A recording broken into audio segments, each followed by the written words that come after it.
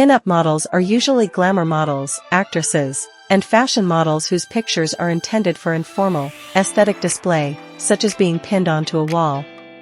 From the 1940s, pictures of pin-up girls were also known as cheesecake in the U.S. Bettie Grable's famous pin-up photo from 1943.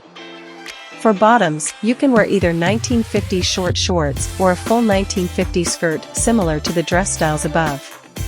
Cheesecake is like the female version of beefcake, Russell explains. The term cheesecake has been synonymous with pin-up for the last century, often used to refer to an attractive female whose image is reproduced by an artist or photographer, highlighting and accentuating her physical form and sensual charm.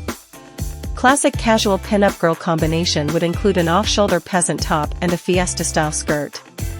And finish the outfit with a 1950s-era belt to show off your hourglass figure. Pin-up and rockabilly style both make use of polka dots, stripes, checks, and novelty prints. However, rockabilly focuses more on red and black, as well as flannel, cherries, and skull and crossbones. So, for the soldiers, pin-up symbolized both the women who had stayed at home, an ideal of the eternal feminine, a young woman who had to be protected and defended.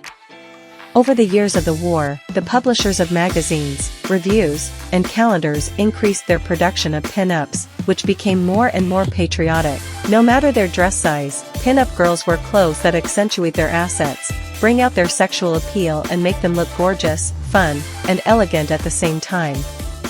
To start channeling your inner pin-up girl, you must balance style with natural beauty, grace, and confidence. Who is the most famous pin-up girl?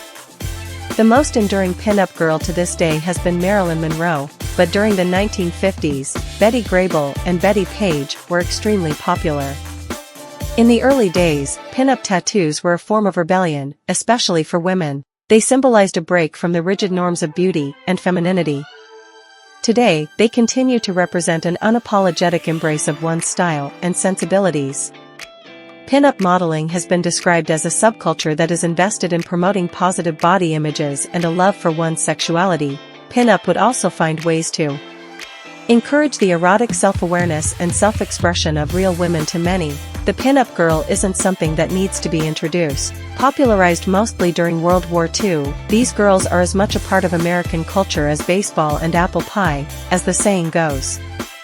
But, pin-up girls weren't always depicted as the scantily clad women in precarious positions that provided owners of the artwork a peek at her underwear.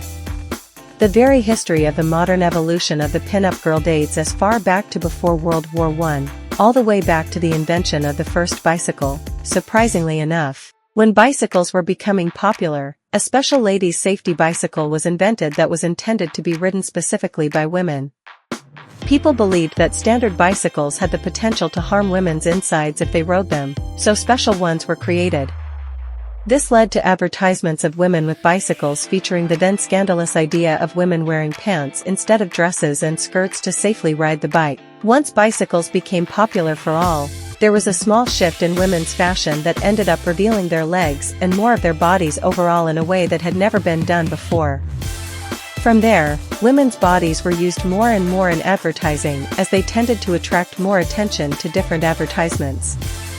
The first real instance of this was the Gibson Girl, created by an illustrator for Life magazine whose wife's likeness was depicted with a large bust, long hair, an hourglass shape, and full lips. The successful campaign created a wave of others attempting to capture the sensuality of the Gibson Girl.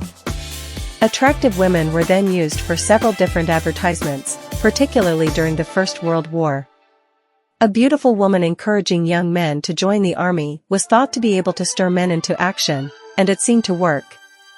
As time bled into the Roaring Twenties, the flapper generation that wore shorter skirts and bobbed hair had their likeness depicted as well. Then, in the 1940s when World War II began, the first real pin-up girl as we know her today appeared in wartime propaganda pieces that encouraged people to join up and fight the war, purchase war bonds, and more.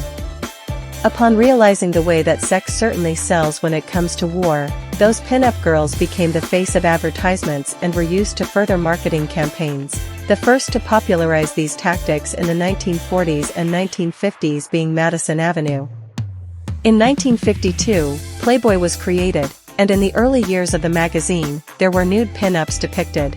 Eventually, that evolved into photographs, which spawned Bettie Page's participation in the style, and today, Bettie is still considered the most collected pin-up girl of all time.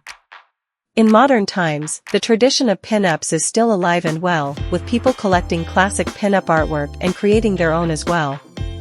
Truly a timeless American art, pin-up photography is still a vibrant field, especially in the rockabilly subculture, and will only continue to evolve over the years and never fail to entice and intrigue audiences. Thanks for watching.